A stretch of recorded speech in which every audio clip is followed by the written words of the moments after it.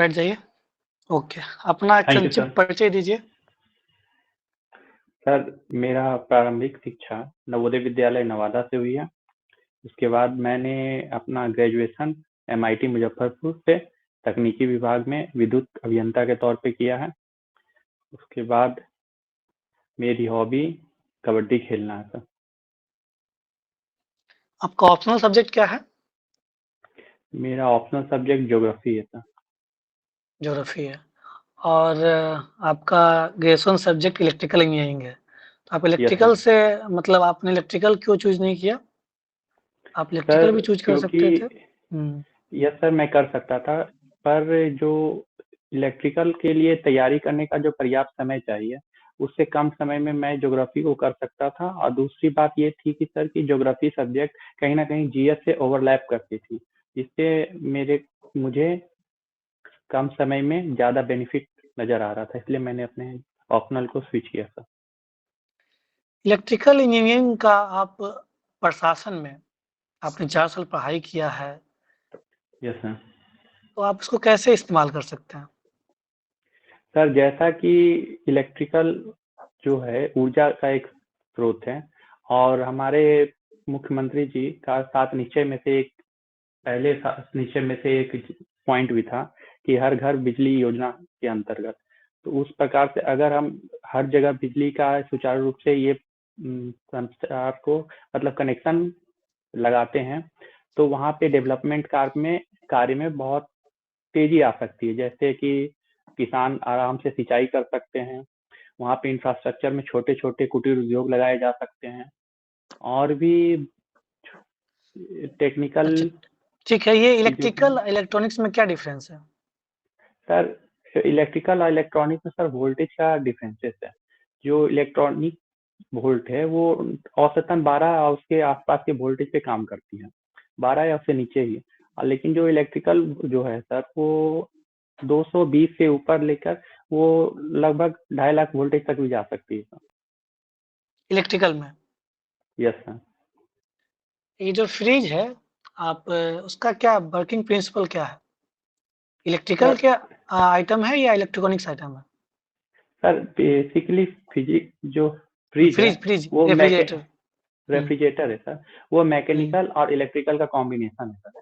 क्योंकि मैकेनिकल तौर पे उसमें कंप्रेसर होता है, उसे रन करना होता है, और उस कंप्रेसर को रन कराने के लिए हम उसमें विद्युत के तौर पे, बिजली के तौर पे इलेक्ट्रिक प्रोवाइड कराते हैं।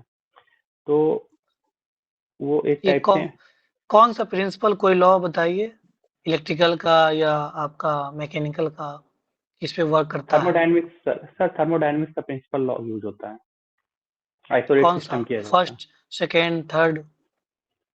सॉरी सर, एग्जैक्ट नहीं याद है। साइकिल के बारे में पढ़े हैं कुछ?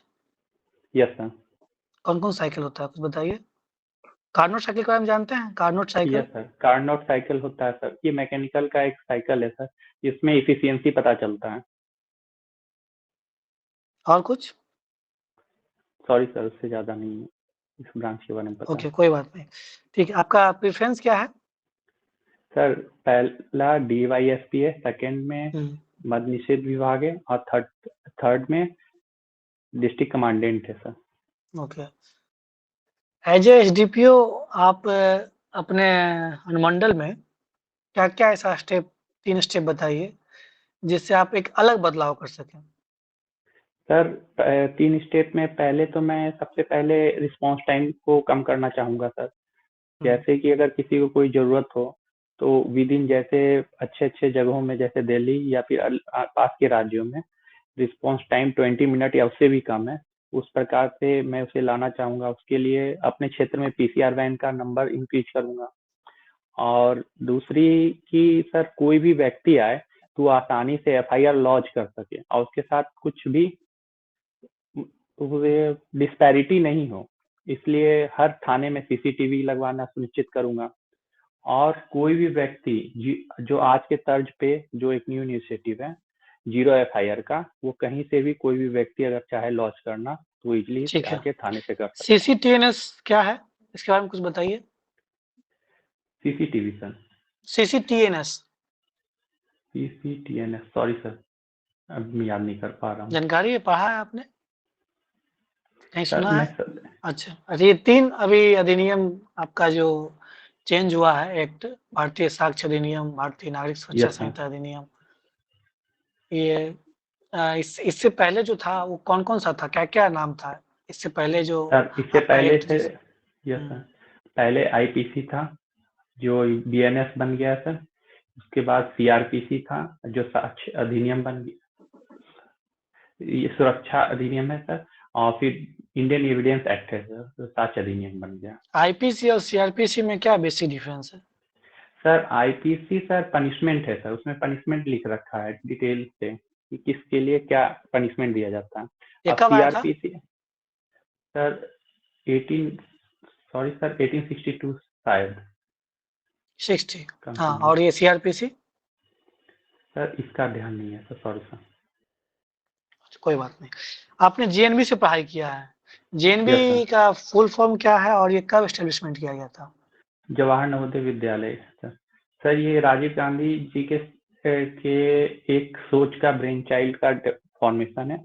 इसका स्थापना 1990 के तर्ज पे हुआ है सर, जिसमें हर जिले में एक ऐसा विद्यालय खोलने की उनका सपना था कि जिसमें सारे जो मूलभूत फैसिलिटी है एक ओके, अभी अच्छी। एकलव्य विद्यालय और पीएम श्री विद्यालय का कंसेप्ट चल रहा है वर्तमान में, यस सर, केंद्र सरकार इस पर संचालित कर रही है। क्या है यस पीएम सर। श्री और एकलव्य विद्यालय, क्या अंतर सर है? ये भी नवोदय के तर्ज पे ही एक ऐसा इनिशिएटिव है जो प्रधानमंत्री ने लिया है, माननीय प्रधानमंत्री सर ने लिया है। उन्होंने एक ऐसा पीएम श्री के अंतर्गत जिले में एक ऐसा विद्यालय की योजना की है जिसमें एक अति आधुनिक मॉडर्न की तरह से वो सब कुछ उसमें फैसिलिटी अवेलेबल हो। क्या फुल एकलव्य फॉर्म क्या सर होता इसके है? फुल फॉर्म क्या होता है श्री का? श्री का, सॉरी सर अभी मैं याद नहीं कर पा रहा हूँ। अच्छा कोई बात नहीं, हाँ बताइए, हाँ बताइए। हाँ, एकलव्य सर स्पेशली जो ये विद्यालय है एक आरक्षित वर्ग के लिए रखा गया है, जिसमें अनुसूचित जनजाति के लोग आराम के लिए पढ़ाई के लिए एक स्रोत ठीक जागृत हो सके। है, okay, thank you. Thank Sujit sir,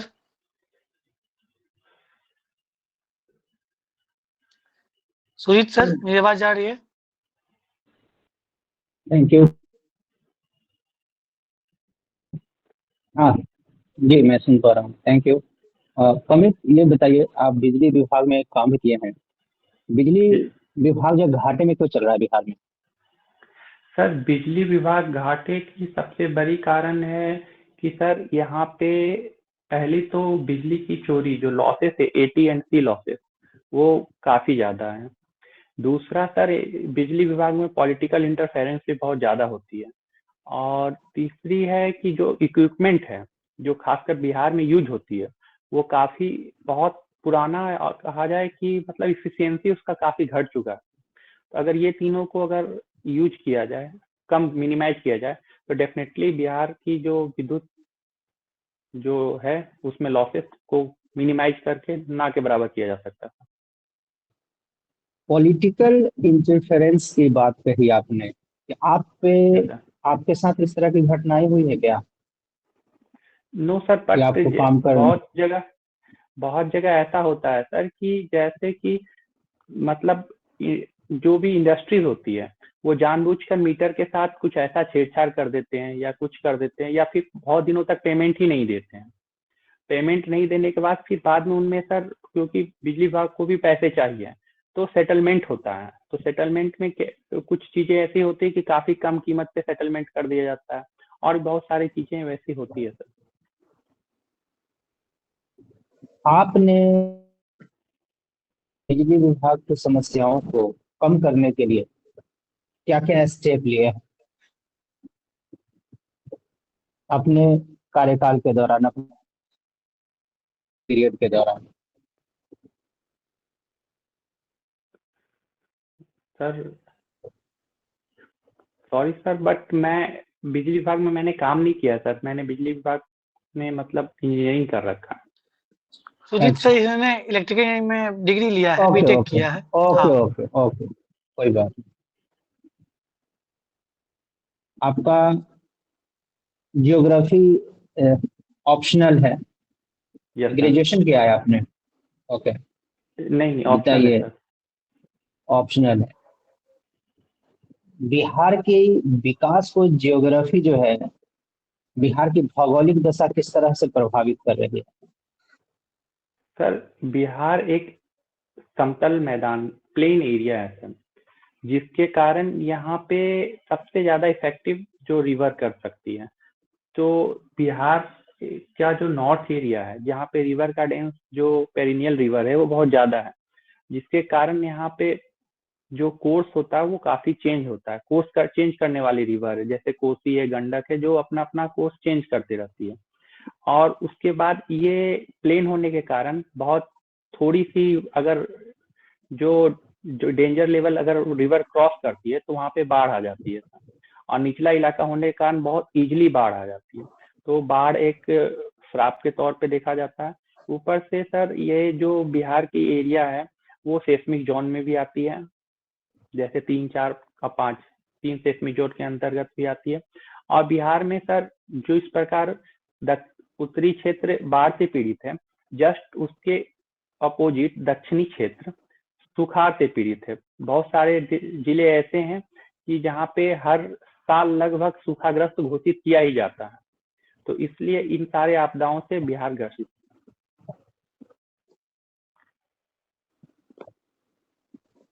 okay. Bihar में औद्योगिक विकास की क्या क्या संभावनाएं आपको दिखाई दे रही है? सर बिहार में औद्योगिक जो डेवलपमेंट, इंडस्ट्रियल डेवलपमेंट है सर, उसका बहुत बड़ा ह्यूज स्कोप है। पहले के समय में बिहार को माना जाता था कि बिहार के पास इंफ्रास्ट्रक्चर नहीं है, बट आज के टाइम में सर हमारे पास एक वेल डेवलप्ड इंफ्रास्ट्रक्चर है। कोई कहीं भी बिहार से कनेक्ट करना हो तो पटना का डिस्टेंस लगभग 5 घंटे के, जो माननीय मुख्यमंत्री जी का सपना है वो लगभग पूरा हो चुका है। बिजली का जो इनिशिएटिव है, एक इंफ्रास्ट्रक्चर इंडस्ट्री डेवलप करने के लिए सबसे जरूरी होती है, वो बिहार ने अचीव कर रखा है। तो जो डेवलपमेंट के लिए बची है, जो चाहिए वो सिर्फ एक इनिशिएटिव चाहिए सर। हम लोगों को जागरूकता फैलानी होगी और जो डेवलप्ड बिजनेसमैन हैं उनसे प्रोफेशनली डील करना होगा। उन्हें कुछ लाभान्वित योजनाएं देनी बियाडा होगी। के बारे में सुना है क्या? बियाडा के बारे में सुना है आपने? बी आरडा, B I A industrial B development, I A D A industrial development Bihar authority. Industrial area development yes authority sir. Act something. आपका हॉबीज कबड्डी है। कबड्डी में कितने खिलाड़ी होते हैं एक पक्ष में? सर कबड्डी में सर प्लेइंग के टाइम 7 होते हैं, 5 लॉबी में बैठे हुए रहते हैं, टोटल 12। लॉन्ग बैट है। कबड्डी को ओलंपिक में शामिल किया जाना चाहिए। सर कबड्डी को ओलंपिक में निश्चित ही शामिल करना चाहिए, बट उसमें कुछ क्राइटेरिया होती है सर कि कोई भी अगर खेल को अगर कबड्डी में शामिल करना होता है तो उसमें एक निश्चित नंबर के देशों को सम्मिलित होना बहुत जरूरी होता है, जो कि 70 के आसपास है। बट ये कबड्डी उतने देशों में नहीं खेली है और ना ही प्रचलित है, जिसके कारण इसे वो सुविधा वो मतलब ओलंपिक में इंक्लूड नहीं किया गया।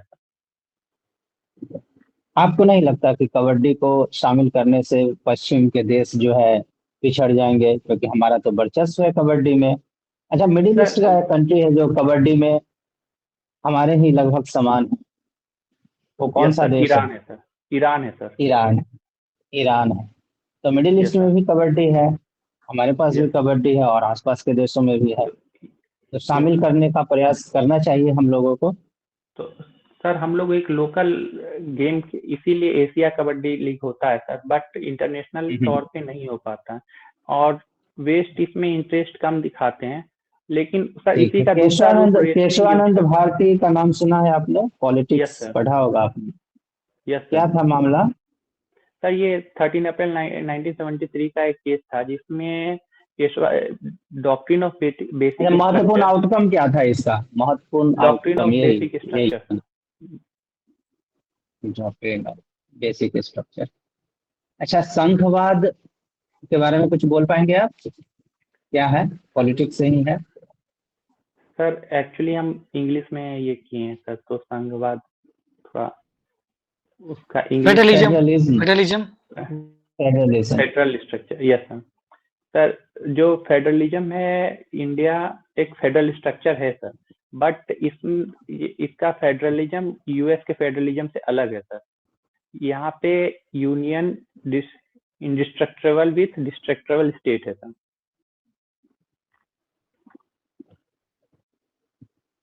ठीक है रुपेश सर।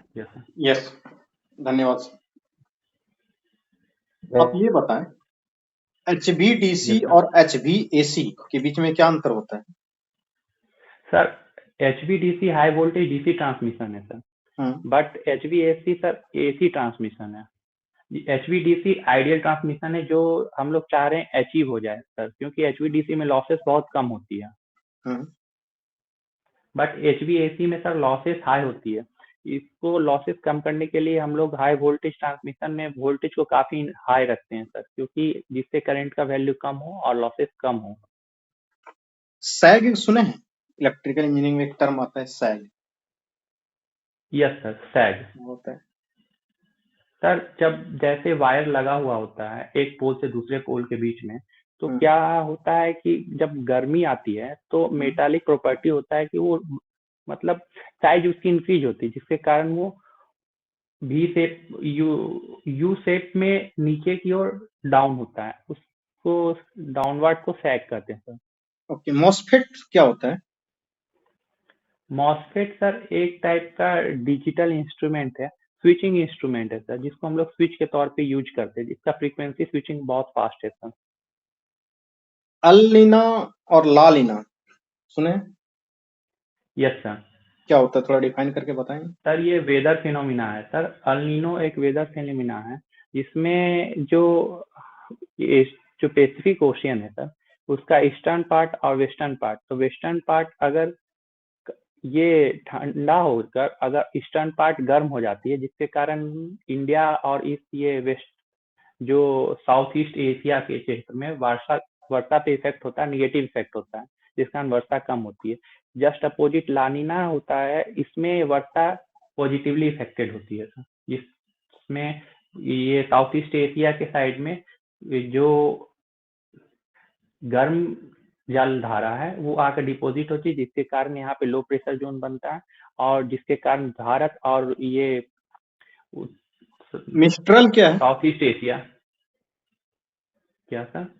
मिस्ट्रल क्या है? सॉरी सर, आवाज नहीं आ रही है।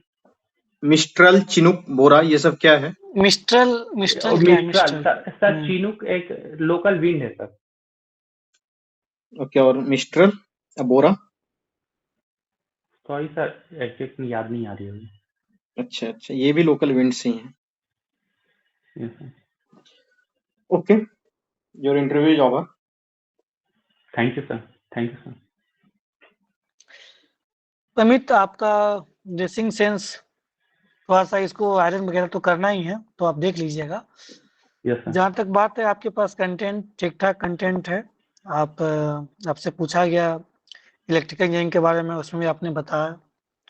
आपसे पूछा गया है थोड़ा सा बेसिक और भी जो चीज़ें हैं, जो बेसिक कंसेप्ट होता है, जो एप्लीकेबल इलेक्ट्रिकल साइंस है, जो हम लोग आम चीज़ों में देखते हैं, वो किस बेसिक प्रिंसिपल पर काम करता है, उसको थोड़ा सा आप एक बार आप गो थ्रू हो जाएंगे। बाकी जहाँ तक बात है आपका बिहार का, या हम लोगों ने इधर पॉलिटी से भी पूछा, तो आपको ओवरऑल ठीक है। बस थोड़ा सा चेहरे पे और स्माइल लाना है। फ्रेमिंग आप अच्छे कर ले रहे हैं। थोड़ा सा जहाँ तक मुझे लग रहा है कि उत्साह कितना, आपके डेट ऑफ बर्थ क्या है, DOB क्या है आपका? 1996 है सर। ज़्यादा बहुत नहीं है, ठीक है। तो थोड़ा सा वो ऐसा लग रहा है कि उत्साह कम लग रहा है, उमंग है ना, यंग। वो नहीं सर, रात का 12 बज गया ना सर, तो आदत है 10:30 बजे तक सो जाने का। अच्छा, हाँ ये है। चलिए, कोई नहीं, हाँ तो ठीक है। तो बाकी आपके जहाँ तक मुझे लग रहा है, बाकी आपका ठीक है। अब एक अच्छे प्रोमिसिंग कैंडिडेट हैं, इसी को बरकरार रखना है। थोड़ा सा आपका प्रैक्टिस करते रहना है, चेहरे पे स्माइल के साथ, बिफोर मिरर, बिफोर कैमरा के साथ। आपका वेल एंड गुड है। Sujit sir. Thank you Amit. ठीक है, कॉन्फिडेंस आपका अच्छा है, जवाब भी दे रहे हैं, ड्रेसिंग सेंस पे बात हो गई, कार्तिकेयन सर ने बता दिया है। कुछ थोड़ा सा और पॉलिश करने की जरूरत है करंट से जुड़े मामले, और बिहार की जो समस्याएं हैं दो चार, वो एकदम जुबान पे होना चाहिए, और बहुत ज्यादा डेप्थ में नहीं जाना है कि क्या समस्याएं हैं, बस समस्याओं को पॉइंट वाइज ये समस्याएं हैं, फिर जब वो उस पर्टिकुलर समस्याओं पे बात करेंगे तब डेप्थ में जाना है, और उसका निराकरण कैसे, तो इन सबों पे यस सर। थोड़ा सा देख लेना है, चेक कर लेना है। बाकी मेरे तरफ से तो आप एक डिजर्विंग कैंडिडेट है, काम है, कूल है, ठीक है, good thank luck, you sir. Welcome. Rupesh sir. हाँ, धन्यवाद सर। काफी डिजर्विंग कैंडिडेट हैं हमें, कोई इशू नहीं, बहुत बहुत कम इशू हैं, जो इशू हैं वो बता ही दिए गए हैं, इस पे थोड़ा सा वर्क कर लेना है। थोड़ा सा कहा ही गया कि चेहरे पे स्माइल रखिए, और काफी मासूम लग रहे हैं कि शांत डिजर्विंग कैंडिडेट, एक मैच्योर कैंडिडेट की तरह दिख रहे हैं। तो मेरे तरफ से बहुत कोई समस्या नहीं है, ठीक है। पहला इंटरव्यू धीरे धीरे इम्प्रूव हो जाएगा, इसी तरीके से बने रहिए। वेल एंड गुड कि शानदार इंटरव्यू आप दे के आ सकते हैं, कोई समस्या इसमें नहीं है। Best of luck. Thank you sir. Okay.